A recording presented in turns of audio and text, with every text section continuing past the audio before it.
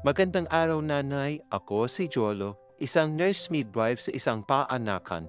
Masaya akong magbahagi ng mahalagang impormasyon tungkol sa mga mahalagang bakuna na dapat nibigay sa inyong sanggol.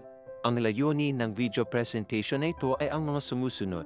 Mabigyan ng kaalaman ng mga ina tungkol sa mga bakuna na kailangang matanggap ng sanggol mula pagkapanganak hanggang 1 taon.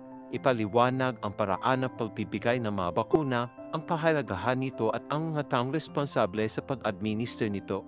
Magbigay ng gabay sa mga ina tungkol sa tamang aksyon kapag may nararanasang side effect o adverse effect mula sa bakuna.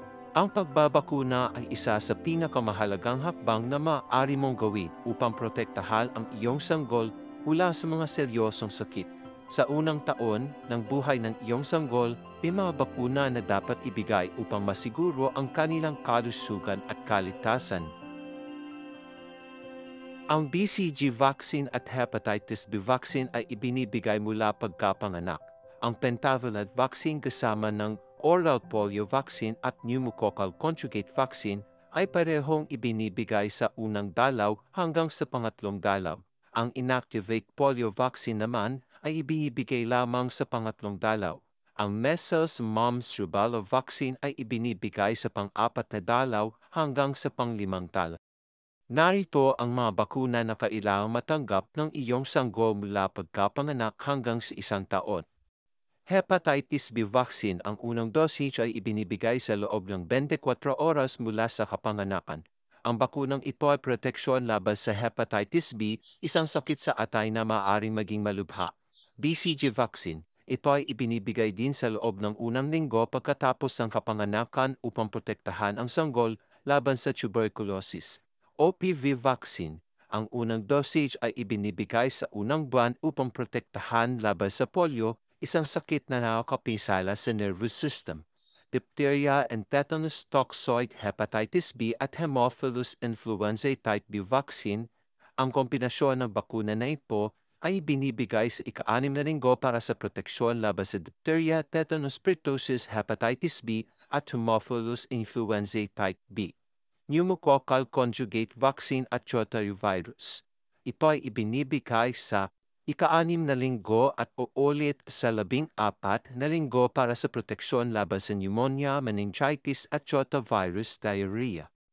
Mahalaga ang pagbabakuna dahil ito ay tumutulong sa pagpapalakas ng immune system ng iyong sanggol upang labanan ang mga potensyal na mapanganib na sakit. Ang mga bakuna ay ligtas at epektibo at ipinapayo ng mga eksperto sa kalusugan. Ang mga bakuna ay karaniwang ibinibigay ng mga kwalipikadong health professional tulad ng mga nurse at doktor sa mga health center o hospital. Bago magbakuna, ipapaliwanag nila ang mga proseso at sasagutin ang iyong mga tanong upang matiyak na ikaw ay handa.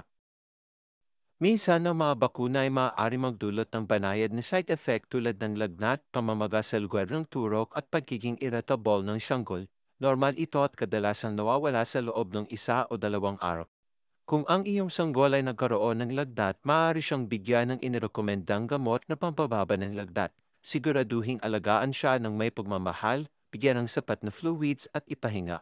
Ngunit kung may napansin na mas malubhang sintomas tulad ng mataas na lagnat na hindi bumababa, pamumula sa buong katawan o hirap sa paghinga, magpunta agad sa doktor o health center. Mahalaga ring itala ang lahat ng bakunang naibibigay sa iyong sanggol sa kanyang baby record book upang masubaybayan ang kanyang vaccination schedule.